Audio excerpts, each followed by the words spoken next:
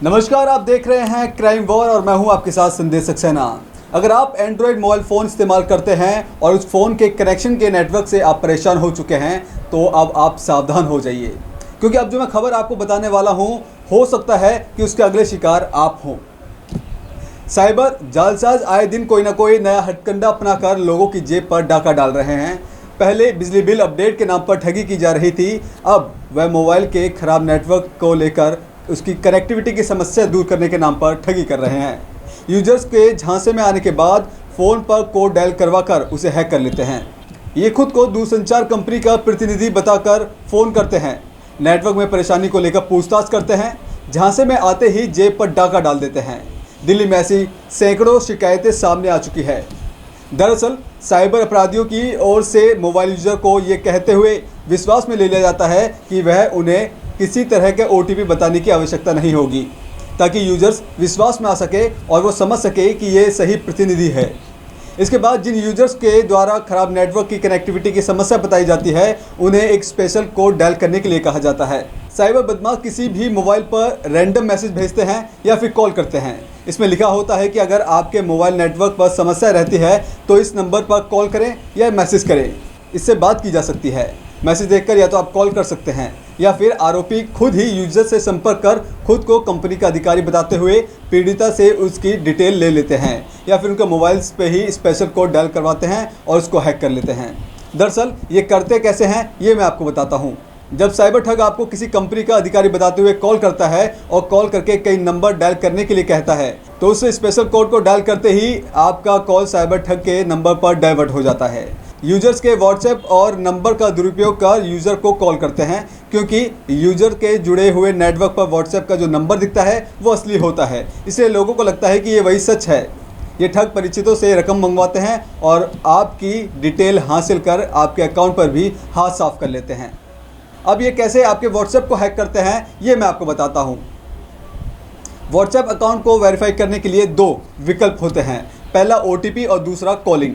सभी call WhatsApp के mobile number पर डाइवर्ट रहती है, लिहाजा साइबर ठग व्हाट्सएप हैक करने के लिए कॉलिंग के विकल्प को चुनते हैं और दूसरे के व्हाट्सएप को अपने फ़ोन में लिंक कर उसे अकाउंट में मौजूद व्हाट्सएप ग्रुप और नंबर को मैसेज या कॉलिंग करना शुरू कर देते हैं और ठगी करते हैं।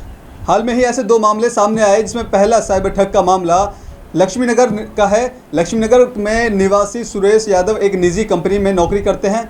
उसे घर और आसपास के नेटवर्क में दिक्कत आती है, तो उसने सोचा कि कॉलिंग द्वारा बताए गए स्पेशल कोड पर डायल करने से उसे फ़ायदा होगा, लेकिन ठगों ने उससे 7,000 रुपये की चपत लगा दी। हालांकि रकम कम होने की वजह से उसने किसी से शिकायत नहीं की, लेकिन अब सभी जानकारों को ऐसी कॉल व मैसेज को लेकर समझाता रहता है।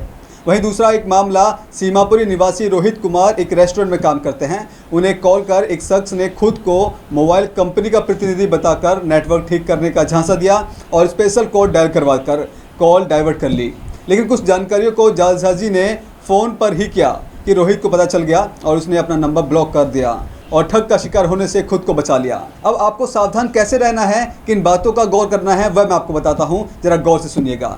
साइबर जालसाज अमूमन जो स्पेशल कोड भेजकर आपको कॉल को अपने मोबाइल पर डाइवर्ट करते हैं और आपके व्हाट्सएप तक पहुंच बना रहे हैं, उसमें अमूमन तस्वीरों में दिख रही वही कोड है जिन्हें साइबर ठग आपको मोबाइल नंबर के आगे लगाने को कहते हैं। इस कोड को डायल करने के बाद आपको अपना मोबाइल नंबर डालना होता है और इसके बाद आपका मोबाइल हैक हो जाता है। ये एक बार कोड देख लीजिए, ये सारे कोड वही हैं। इन कोड से आपको सावधान रहना है। तस्वीरों में दिख रहे इस तरह के स्पेशल कोड शामिल है। ये कोड अलग अलग सर्विस प्रोवाइडर के हिसाब से अलग अलग यूजर्स को भेजे जाते हैं, तो इस तरह की कोई भी कॉल या आपको कॉलिंग में ये नंबर डायल करने के लिए कहते हैं तो आपको चौकन्ना रहना है। इन लोगों से आपको सावधान रहना है और कुछ बातों का खास ख्याल रखना है, जिसमें KYC, अपग्रेड, बिल अपडेट और मोबाइल नेटवर्क के ठीक कराने जैसे मैसेज वाले कॉल्स या लिंक पर आपको क्लिक नहीं करना। वहीं आपको अगर बैंक या मोबाइल सर्विस प्रोवाइडर के नाम से कोई एप्लीकेशन आपको डाउनलोड करने के लिए कहता है, कोई लिंक पर क्लिक करने के लिए कहता है या फिर किसी कॉल पर कोई कोड डालने के लिए कहता है, तो आप लोग उसे सावधान हो जाइए। इसके अलावा किसी भी प्रकार की कोई भी लकी ड्रॉ या बेस्ट यूजर्स के नाम पर इनाम जीतने के मैसेज या कॉल से आपको सावधान रहना है। फर्जी शॉपिंग साइट पर भी लुभावने वाले लिंक पर भी आपको क्लिक नहीं करना। अगर ऐसा आपको कोई मैसेज या कॉल्स आती है तो आपको इग्नोर करना है।